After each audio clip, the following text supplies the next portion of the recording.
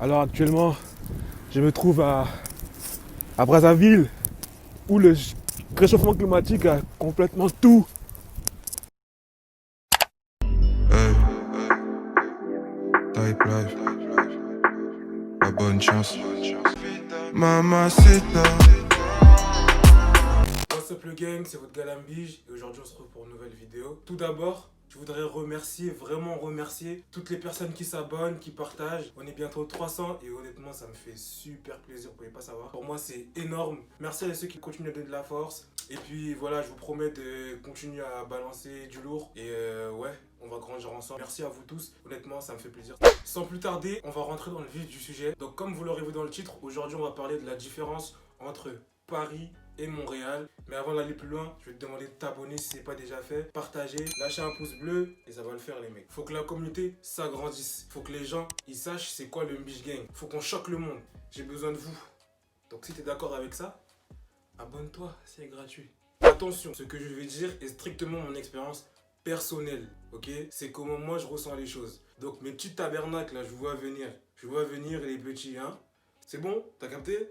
Ça fait 5 ans maintenant que j'habite au Canada et je pense que c'est quand même utile de partager mon expérience, mon ressenti. Et donc c'est pour ça qu'aujourd'hui je fais cette vidéo. Je vois aussi qu'il y a de plus en plus d'engouement pour les gens qui veulent aller au Canada. Donc je pense que c'est quelque chose de bien de partager cette expérience-là avec vous. Parce que moi c'est quelque chose qui m'a honnêtement beaucoup aidé avant que je prenne mes bagages, mes clics et mes claques et que je me tire comme ça. Reste jusqu'à la fin de cette vidéo, moi j'ai un petit cadeau pour vous là. Et je pense qu'après ça, vous vous sentirez un peu plus proche des Canadiens, des Québécois, des gens de Montréal. Quand vous irez là-bas, vous penserez ah, Mbish m'avait dit ça. Restez jusqu'à la fin de la vidéo et je vous balance ça. Premier point que moi j'ai remarqué dès que je suis arrivé au Canada, dès que je suis arrivé à l'aéroport de Montréal. L'accent, je vais rien vous apprendre. Pour moi, c'était une légende. Je me disais, vas-y, on voit ça qu'à la télé. Vous connaissez, à la télé, ils abusent. Les mots, tabarnak, tout ça. Pour moi, c'était des stéréotypes, comme le français et sa baguette. Tu vois ou pas? Mais non, quand je suis arrivé à l'aéroport, frère, on m'a dit bienvenue. J'ai dit merci. On m'a répondu bienvenue. Tu vois? Là-bas, ils traduisent l'anglais mot à mot avec le français, en fait. Donc, l'accent et tout ça, tabarnak, hostie, tout ça, c'est pas des légendes. C'est vraiment réel. Mais sur ça, je vous apprends rien. Dès l'aéroport, ils vont vous faire comprendre. Tu vas comprendre par toi-même, je pense, que t'es plus en France. Ils parlent français, mais c'est un pays complètement différent. Déjà, moi, le douanier, je le vous vois. Lui, il me tutoie. Là-bas, c'est tu. C'est comme une façon d'être plus proche. Mais moi, j'ai dit en mode, je suis pas ton pote en fait. T'as capté ou pas? Mais après, on s'y fait. Et donc, c'est une des premières choses que j'ai remarqué. Deuxième point que moi, j'ai envie de partager avec vous. Là-bas, les voitures, les gars. Les voitures. Moi, j'ai découvert c'était quoi les voitures automatiques là-bas. J'ai conduit une voiture automatique pour la première fois de ma vie, là-bas aussi. Genre là-bas, toutes les voitures sont automatiques. Vous voyez les voitures, comment elles sont toutes manuelles ici, et que les automatiques, c'est plus rare d'en voir. Et bien là-bas, c'est tout l'inverse. Genre moi, avant d'arriver là-bas, je le savais pas. La première fois que j'ai conduit une voiture automatique, bah c'était là-bas. Et même à l'auto-école, parce que moi j'ai fait mon permis là-bas, bah tu le fais en automatique. Et conduire avec une voiture manuelle, c'est une option. Donc c'est quelque chose qui m'a agréablement surpris. Et c'est tant mieux parce que de toute façon là-bas, les feux rouges, ça y va à gogo. Il n'y a pas de rond-point, il n'y a pas de truc. Donc tu t'arrêtes, tu repars, tu t'arrêtes, tu repars. Donc je pense que c'est aussi pour ça. Mais en tout cas, si tu ne le savais pas, maintenant tu le sais. Automatique, c'est pratique. Troisième point, faut savoir que les Québécois tiennent plus au français que nous. Oui. Quand je dis au français, à la langue française en elle-même, oui.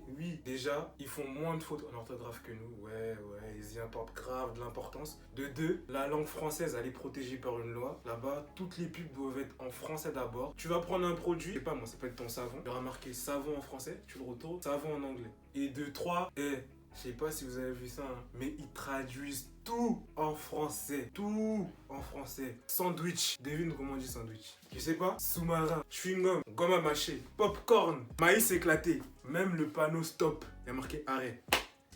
Ils traduisent tout. Et je pourrais passer toute la soirée comme ça. C'est pas plus mal. Les anglicismes ne sont pas passés au même endroit. Mais voilà. Alors autant à l'écrit, rien à dire, ils sont super forts. À l'oral, les gars, désolé de vous dire, mais vous faites ce que vous voulez, quoi. Est-ce que toi t'écoutes un film? Parce que eux ils écoutent les films. Toi t'écoutes, là-bas on dit je vais écouter un film au cinéma. Quelle audace! Non mais oui, c'est comme ça. Voilà.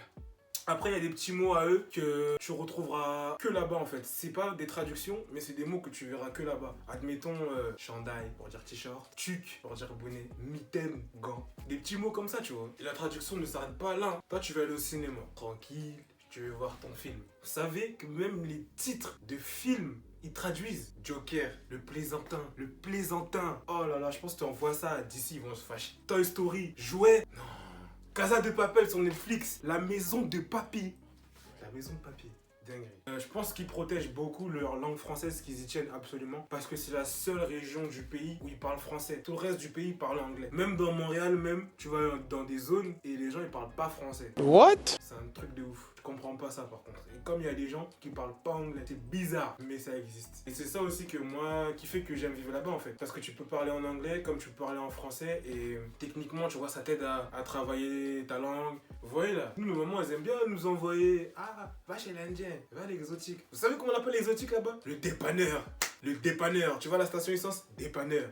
Mais c'est un bon nom. C'est vrai que là-bas, on va là-bas pour se dépanner en fait. Autre point que j'ai envie de partager avec vous et qui fait que j'y suis depuis 5 ans maintenant et que j'ai pas envie de retourner ici, c'est que les gens là-bas, ils sont super ouverts en général. Je dis pas qu'en France on est fermé, mais on est fermé. Là-bas, par exemple dans le monde du travail, j'ai pas vraiment travaillé là-bas, mais j'ai travaillé quand même un peu. Mais même juste à voir dans la vie de tous les jours, tu vois que les gens, ils te jugent pas à ton métier en fait. Ils te jugent pas à ton diplôme. J'ai vu des personnes arriver là-bas de n'importe où, du bled, de n'importe où, et en un an, à décrocher un poste de ouf. Là-bas, tu sais faire les choses, tu sais faire le taf, tu bosses, t'as ton poste, t'as ton truc, t'as ta reconnaissance, tu vois. Et moi, c'est ça que j'aime bien avec ce pays-là. Et ça qui fait que j'ai envie d'y rester. J'ai vu vraiment, sans vous mentir, j'abuse pas, des darons. Franchement, l'effort que tu mets en France à te casser le dos, à faire certaines choses, et bien là-bas, t'as grave de la reconnaissance, tu vois. Et ça, je trouve que c'est génial. Niveau ouverture, Canada, comme ça.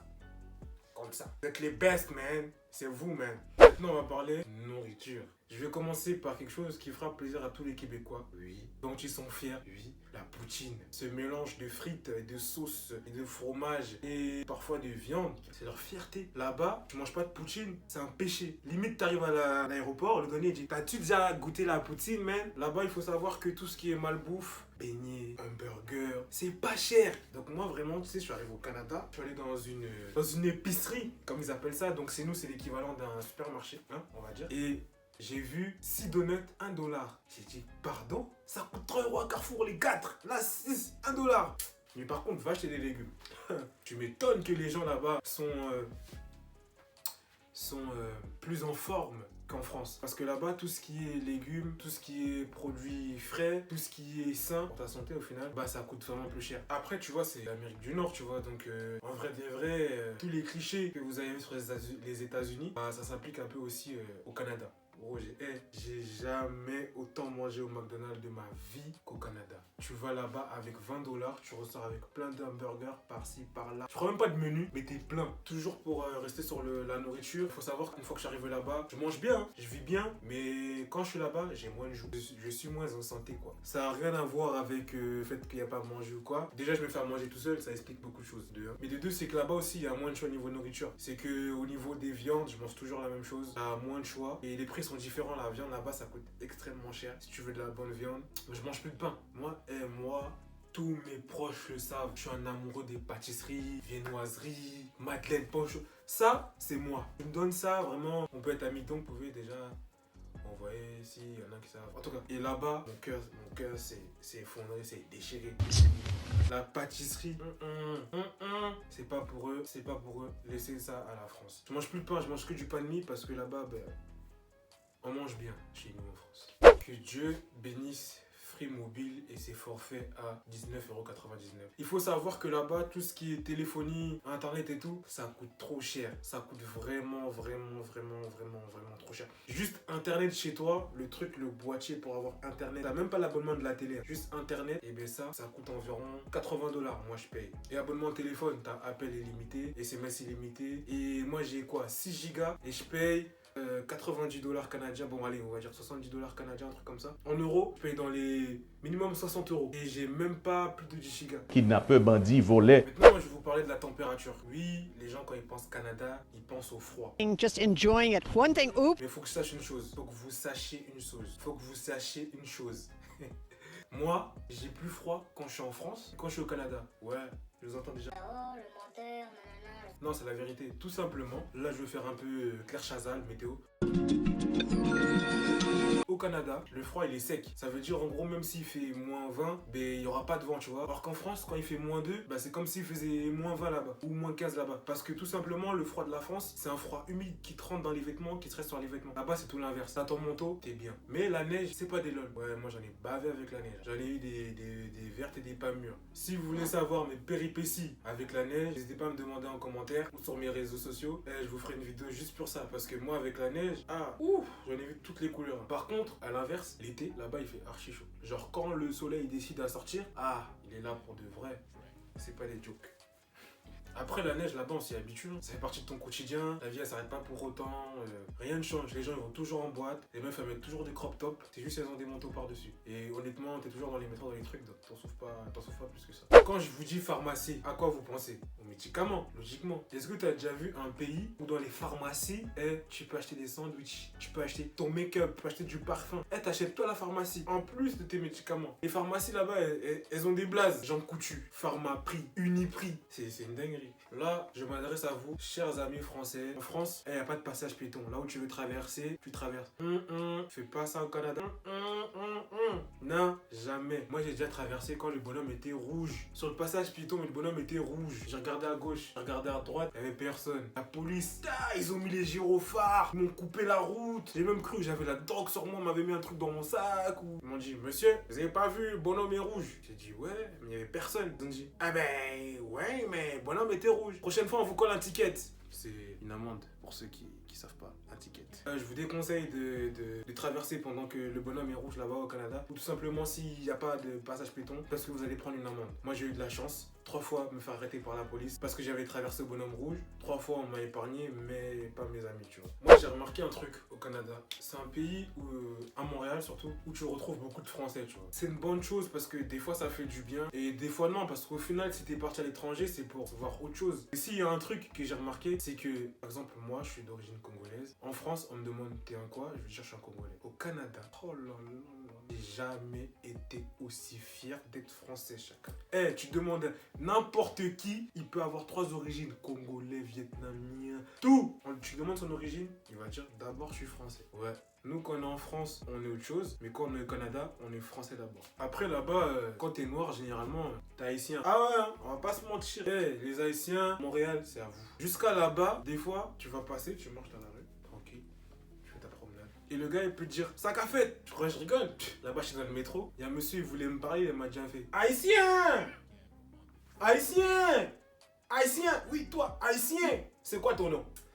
Non, je vous love. Un sujet qui va plaire à certains. La fête, les boîtes. Et les Québécois, il faut la fête. Hein. Hiver comme pas hiver, ils aiment faire la fête. Tequila, Heineken, pas le temps de niaiser. Mais sachez une chose, là-bas, 3 heures, la fête est finie. Coupe tout. Oui, c'est prévu par la loi. Si vous quittez pas, la police vient et tout. On m'a beaucoup demandé, là c'est pour les garçons, elles sont comment les Canadiennes, comment les Québécoises. Bon. Moi, c'est un sujet un peu tendu parce que j'ai des menaces. Mais, pour tout vous dire, elles sont très ouvertes. Ah ouais.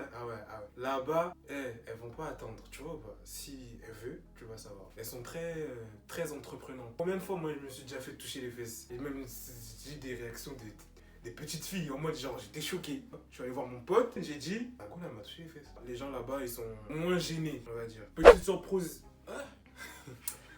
Petite surprise.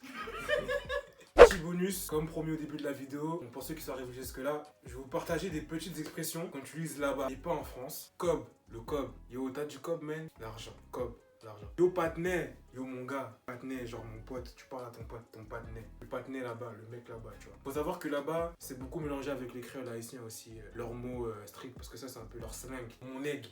Pour dire c'est mon pote, genre c'est mon egg. Même une meuf si elle dit ouais mon egg, ça veut dire mon gars. T'es sous ça, t'es sous ça, vouloir faire quelque chose. Yo, j'étais à une soirée là, puis là je voulais pas danser avec la meuf là, j'étais pas sous ça.